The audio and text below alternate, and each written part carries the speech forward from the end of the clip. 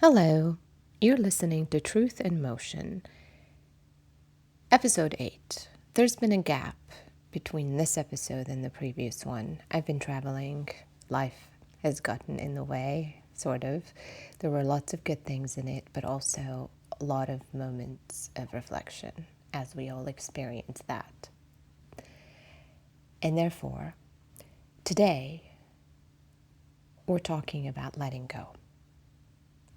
It may sound simple until you actually try to do it. Because letting go isn't really about deciding to drop something. If it were that easy, we would all just do it. What I'm noticing, observing, experiencing, and I have done this for many years now, letting go is more about what we've been holding and why. We hold on to things for a lot of reasons. Habits, expectations, roles we've been playing for a long time, ways of thinking that once helped us, even if they don't help us anymore. And then sometimes we hold on to people, onto what they've offered us. Sometimes we hold on to versions of ourselves. And we hold on to the stories about how things were supposed to go. Isn't that a big one? And then the body gets used to carrying all of it, even when it's heavy. Because familiar weight can feel easier than unfamiliar space. And that's the part that doesn't get talked about enough. When we let go, we create space. Letting go actually creates space.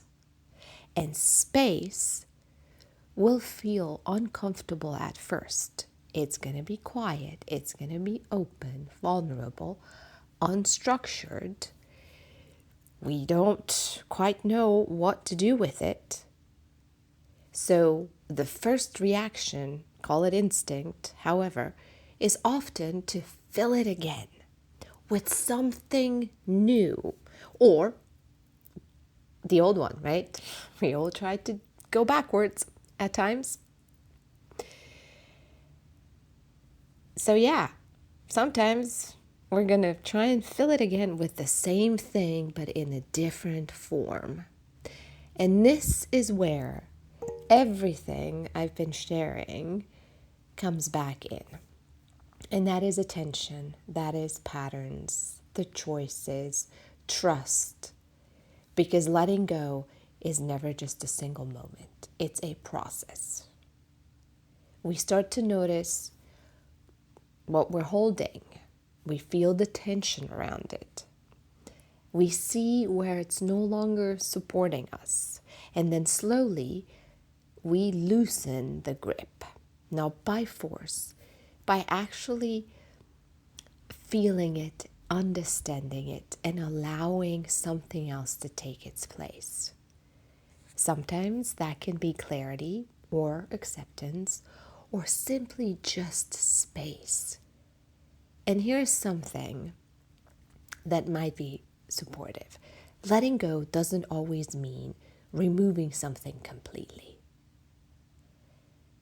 It can be just changing the relationship to it.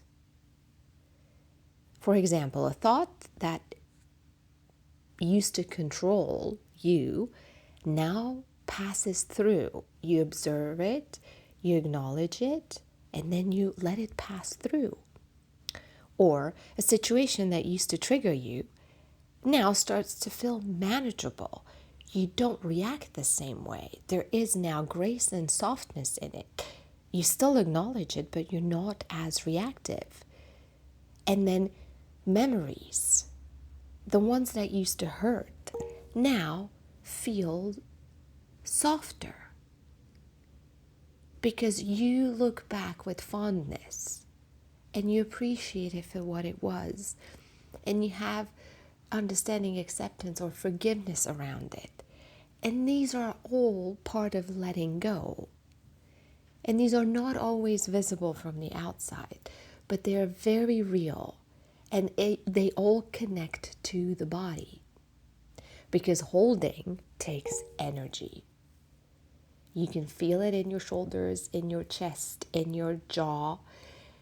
When something is being held tightly, the body stays engaged. And when something releases, even a little, there's a shift. There's a breath, there's softening, there's more room. And that room matters a lot.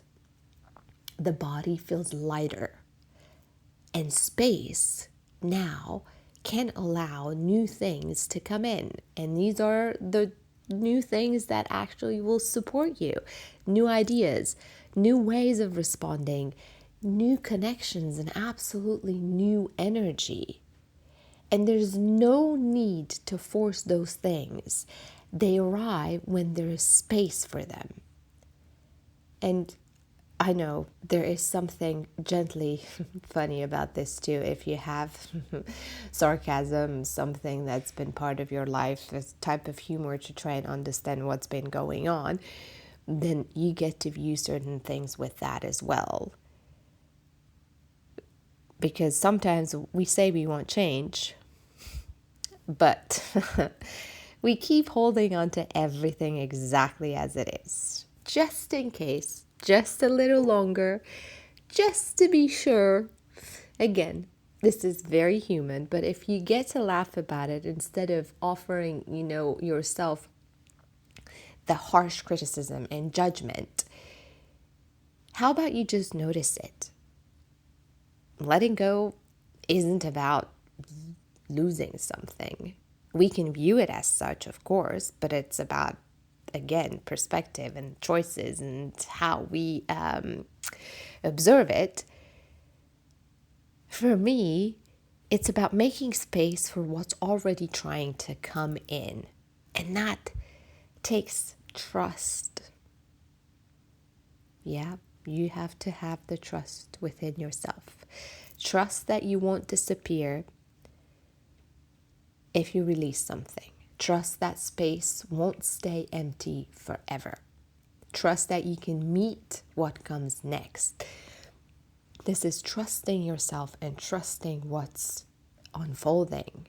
And that trust builds the same way everything else does, slowly. Through experience, through staying present, not rushing to fill every gap. So maybe this week, instead of asking, how do I let go? Or what should I add or change about my life? How about we ask, what am I still holding that I don't need to carry anymore? And can I loosen that just a little? And that is enough, because that's how making space starts. And that is part of Truth in Motion. I'll talk to you next week.